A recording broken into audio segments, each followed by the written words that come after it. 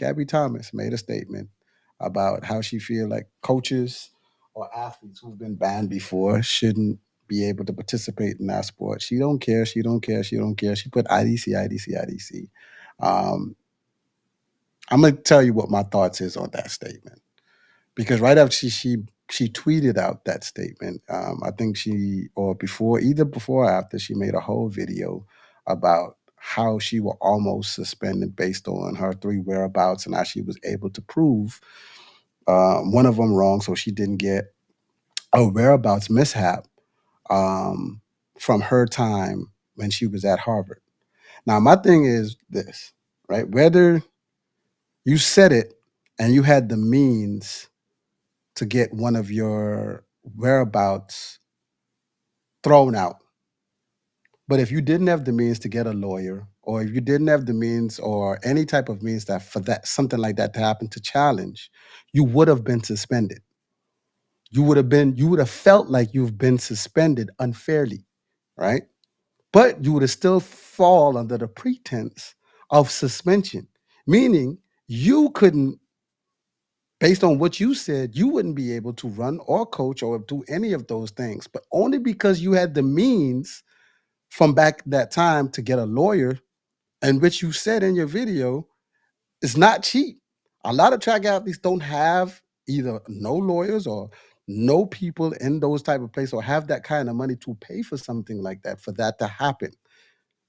But you were fortunate enough for that to happen. So by you making that statement, you would have fell under the same terms that you're saying you don't care, you don't care, you don't care about.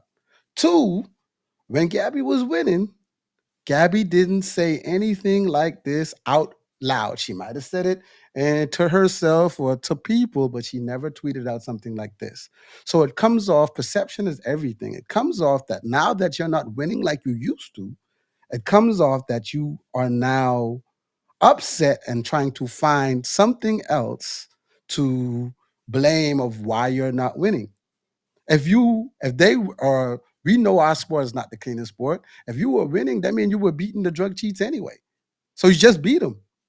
It's that simple. If you was clean and everything, just beat them. Now that it seems that you're not winning, it seems like you're taking a stance of, oh, I don't care, blah, blah, blah, blah, blah. It may be some knee jerk reaction to some beef you may be having somewhere. I don't know. But I just don't think claims like that should be thrown out there like that because it, it even though I kind of know who it's directed to, it makes certain people look like they're doing something, even if they wasn't doing something. And I don't think that's right. I don't think that she should do that because she wouldn't like if it was done to her. And I know this for a fact. She would not like if that happened to her, if somebody outsidely made it look like she was doing something that she wasn't. So I didn't like that take at all. I feel it was very distasteful. I agree with you 100%. And obviously, the group chat, if you're reading over what the group chat is talking about, I think it's been very spot on. Everyone has their story, everyone has their journeys. When you look at the fact of it's the timing aspect for me. Like if you said this after you won your gold in 2024, people would receive it different. Okay, cool. She handled business. She's doing her thing, and this is what her stance is. If you win the world championships in 2025 and you beat everybody at their best, and you made this same statement, people still probably wouldn't feel what they feel right now.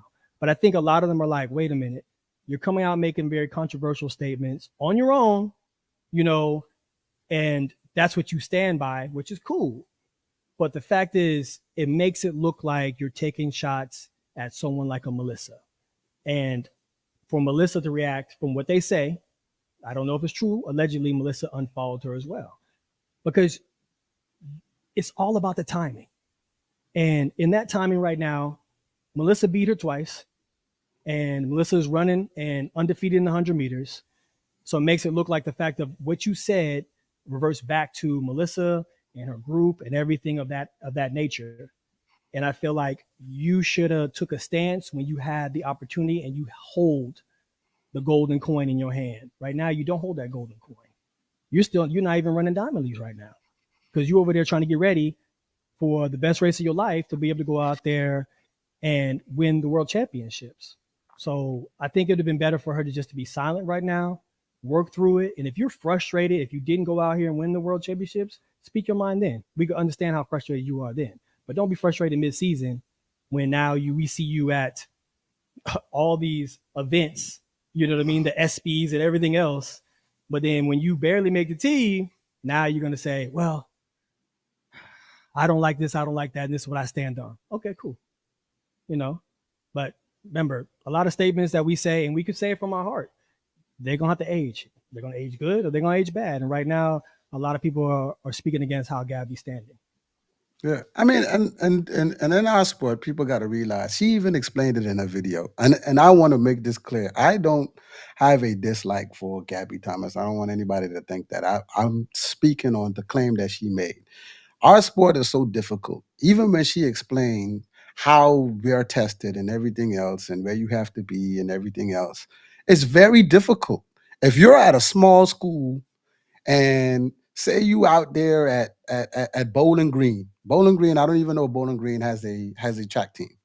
You go out at Bowling Green, you're a female runner, you drop 1080. That person who just ran 1080 has no clue. She's popped in the top 10. She would have to be tested. And how it would be tested, she has to fill out whereabouts. She has no clue. She's at Bowling Green. I don't even know what Bowling Green, I think they're in the SEC. I'm not sure what conference they're in, but like that person would have no clue on how that process is handled. Even when you go to college now, if you run track, I don't even know if they explain that whole process as to how it works for drug testing from the World Anti-Doping Agency and all the way to USADA if you're from America. I don't even think too much people know how it works unless you're in the top 20 athletes in the world that year.